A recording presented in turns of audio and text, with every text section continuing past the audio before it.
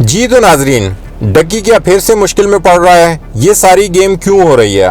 और एनसीसीआईए के कौन कौन से ऐसे एहलकार हैं जिनकी जमानतें हो चुकी हैं? और क्या चौधरी सरफराज को बचाने की कोशिश की जा रही है? एक बार फिर से डक्की को फंसाने की कोशिश की जा रही है। कुछ न्यू अपडेट आई है और मेरा ख्याल है कि अब डक्की के लिए थोड़ी सी बुरी खबरें आना स्टार्ट हो गई हैं। जहां पे लग रहा था कि डक्की इन सब चीजों से निकल आया है और अपना यूट्यूब चैनल वापस लेगा, जब डक्की को इसका यूट्यूब चैनल वापस नहीं किया गया तो वहीं से ही मेरे दिमाग में कुछ चीजें आई कि ये सब कुछ क्या हो रहा है। फिर हमने थोड़ी सी इन्वेस्टिगेशन स्टार्ट की, कुछ जर्नलिस्ट हैं, इनसे कांटेक्ट किया। खैर, कुछ जो अपडेट्स हैं आप लोगों के साथ मैं शेयर करता हूँ। सबसे पहले एनसीसीआईए के 3 एहलकार हैं, इनमें जिनकी जमानत हो चुकी है, जिसमें मुश्तबा है, अली रजा है, यासिर है। ये 3 बंदे ऐसे हैं कि जिनकी जमानत हो चुकी है।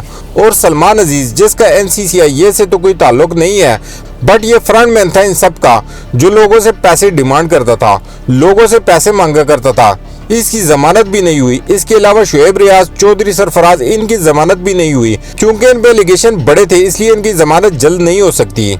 अच्छा, ये एफआईआर सेंट्रल कोर्ट के अंदर ये सारी चीजें चल रही हैं। मुझे ना कुछ चीजें समझ में नहीं आ रही, वो आप लोगों ने मुझे समझानी है कि ये सब कुछ कैसे हो रहा है और क्यों हो रहा है। मतलब मैं हिस्ट्री में पहली दफा देख रहा हूँ। पहले तो इन सब लोगों ने इस्तीफे दिए, बल्कि दिए नहीं दिए, इनसे लिए गए। जहां से केस कमजोर हो रहा है और चौधरी सरफराज के बाहर निकलने के चांसेस है, वो मैं इस जगह पे आप लोगों को बताने जा रहा हूं।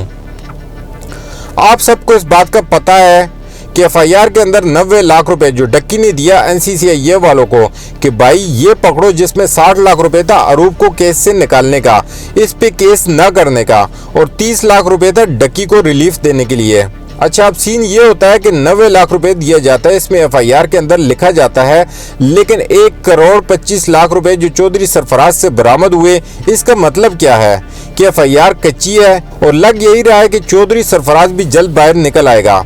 आज भी बड़ी कोशिश की इनके जो वकील है मियां अली इशफाक साहब ने कि किसी तरीके से बाहर निकल आए चौधरी सरफराज। इन्होंने कोई 30 मिनट तक अपनी जो इंग्लिश है वो बोलते रहे और इन्होंने बड़ा कन्विंस करने की कोशिश की जज साहब को, लेकिन कन्विंस नहीं कर पाए। एक बात जो मुझे समझ नहीं आ रही कि मियां इशफाक साहब किसके वकील है?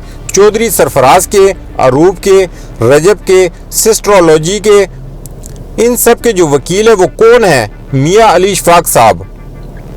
तो इस चीज को अगर हम लोग देखें तो अरूप की भी वकील वही हैं और दूसरी साइड पे देखा जाए तो रजब की भी वकील वही हैं, सिस्ट्रोलॉजी की भी वही हैं, और चौधरी सरफराज जो इन सब के साथ ज्यादती कर रहा था, इसकी भी वकील वही हैं। तो अब कहानी ये है कि ये जो 3 बंदे मुश्तबा, अली रजा और रियासत जो बाहर आ चुके हैं, क्या आपको नहीं लगता कि वो डक्की के खिलाफ अब गवाही देंगे?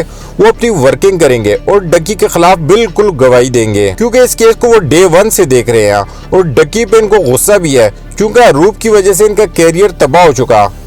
तो कहीं ना कहीं डक्की के लिए मुश्किलात फिर से पैदा हो गई हैं और चौधरी सरफराज को लग रहा है कि इसको बचाने की कोशिश की जा रही है। चूंकि वो डायरेक्टर लेवल का बंदा है तो ताल्लुकात भी इसके हैं, पैसा भी इसके पास ठीक ठाक है, बड़ा तगड़ा वकील है मियां अली इशफाक साहब।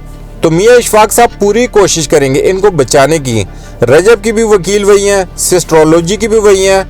नाजरीन, मेरी तो समझ से बाहर है कि ये क्या हो रहा है मुल्क पाकिस्तान के अंदर।